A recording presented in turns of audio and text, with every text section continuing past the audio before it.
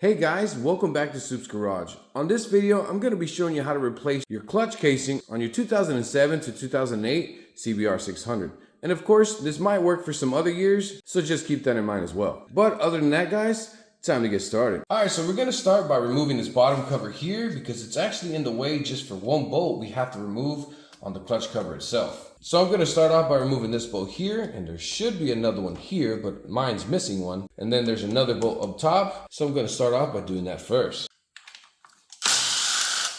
Remember, I don't have one here, so I don't have to do anything here. There's actually another one I have to remove that I didn't see down here.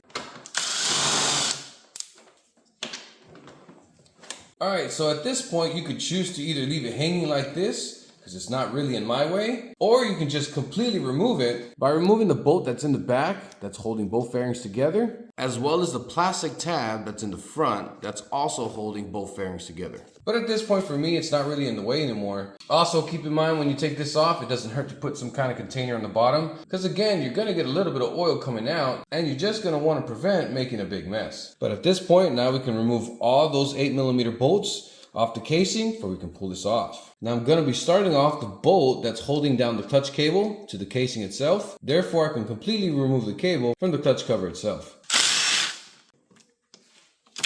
And once you get it loose, you should be able to pull the cable right out of this bracket. Just like so. Alright, now I'm just going to continue my way all the way around. Now this one has a bracket here. Just keep that in mind to put that one back when we put the new casing back on. This bolt's actually holding a bracket down on this one here, so just keep in mind to put that one back as well. And you can simply push this out of the way.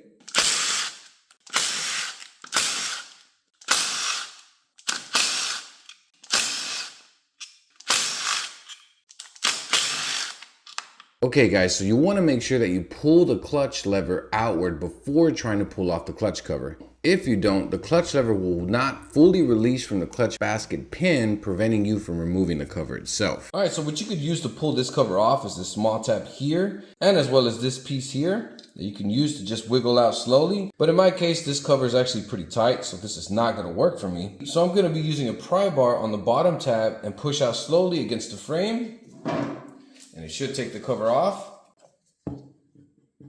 Once you get it loose on the bottom side, there's another tab on top here that I could use to do the same thing. Just gonna stick this in there and pull out slowly. And basically just keep doing the same thing on both sides till the cover completely comes off. And once it's loosened enough, you should be able to take it out by hand by just wiggling it out like so. And just be aware when removing this cover, some of the pieces are going to come out of place, like this gear here and this small gear here that fell out of place for me. But that's not a big deal because all we got to do is put these back together before putting the new casing in, and we should be good. Now I'm going to be focusing on removing this crank sensor here because it's got to go on the new one as well. And just be aware, the old pieces that are on the old cover, we're going to have to remove, and make sure you put them in the exact same order, which I'll show you as well when we put the new one back on.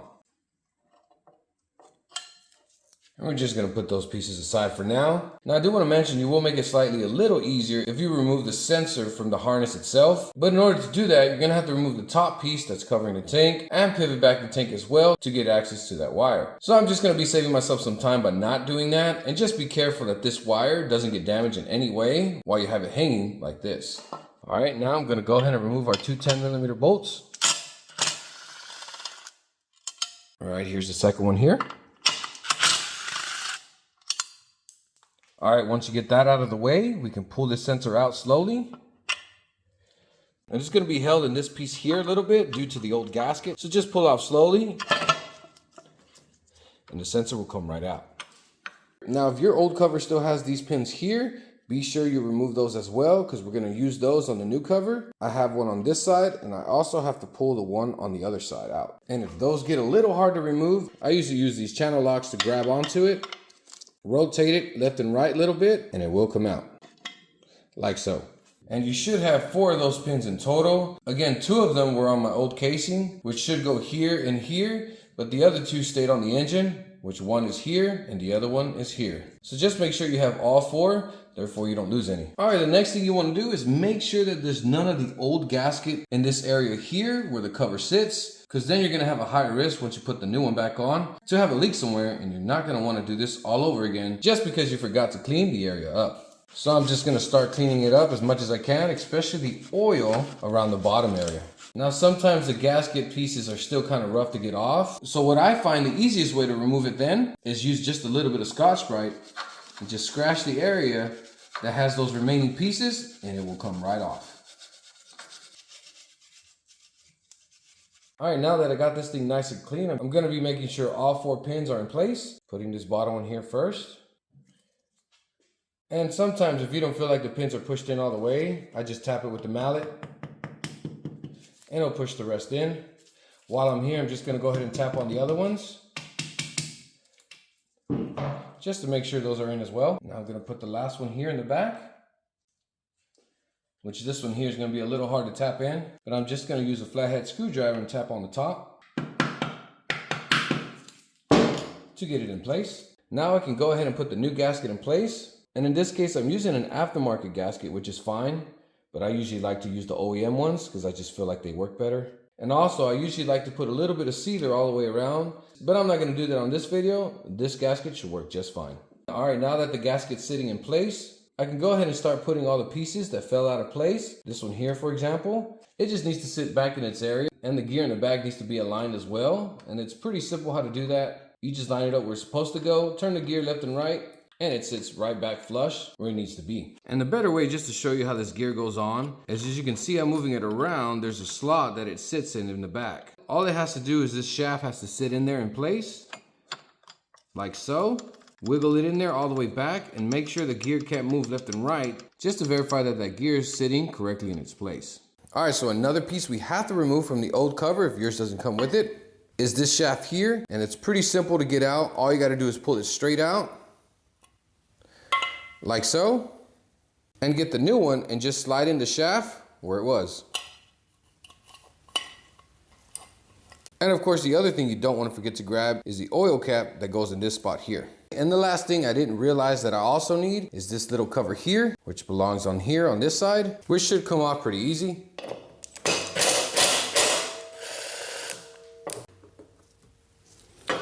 And there is going to be a gasket on this, so make sure you take that as well.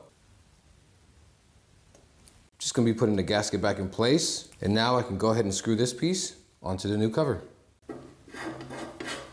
I am going to be tightening this by hand because I definitely don't want to take the risk of damaging this piece or the gasket. And that should be good. All right, next we're going to put the pieces that fell out of this spot here. And it's going to be starting off with the spacer here. We just slide it in. Next, we got to put the gear back in place. Now it does matter how this gear goes. You can see this is how one side looks and the other side looks completely different. This side is going to be facing you. We're putting this back on. Just like that. Now we're going to have this weird washer that goes in next. And then finally, we just got to put this flat washer. Now this flat washer does feel like it has a flatter side on one side. And I'm going to be putting the flatter side facing me. And that's how it should look like when you're done putting everything back together. All right, when finally putting the cover back on, I'm not too sure if you can see the inside of this very well on camera, but you want to make sure this shaft is actually sitting in an open position, just like that. And it'll look like this on the top side. So once this cover's on, you should be able to close this in. And as you're doing that, this piece here will grab onto the clutch basket pin like it should. So just make sure you keep that in mind before putting that cover on, that shaft is positioned correctly. Otherwise, that piece is going to be going against the shaft and it's not going to let you put the cover fully on. All right, now we're going to be putting the crank sensor back on. Remember, it's only held down by two 10mm bolts. We're just going to simply put this in place. And once we do that, go ahead and put your bolts in. Now we can go ahead and tighten them down.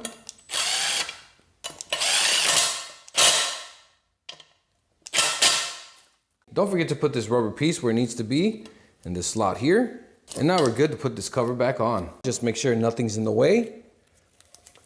Simply put the cover in place. And just remember, this piece here needs to be outward. Therefore, it doesn't get stuck with the shaft on the clutch basket, putting this casing in place.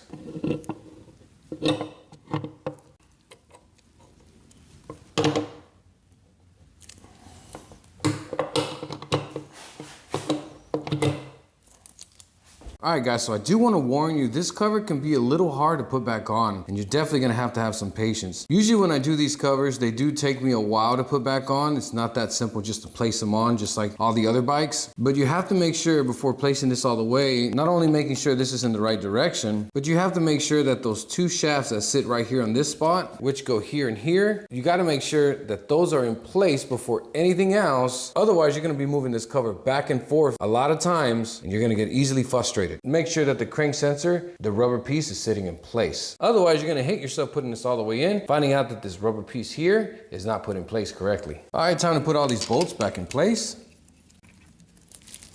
Don't forget that the bottom one here has this little bracket that it needs to go to first. That actually holds down our reservoir to the bike. Also remember this one here has a bracket as well. The next one here is for the clutch cable bracket, but I'm going to attach my cable first where the clutch cable goes. Once it's on there correctly, we're just going to pull this back.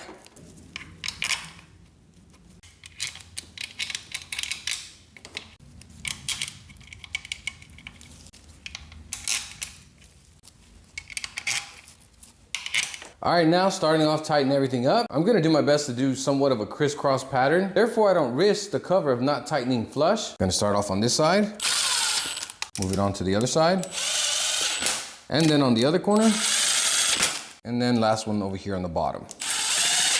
Now at this point, I'm just gonna tighten them all the way around. Looks like I missed one here.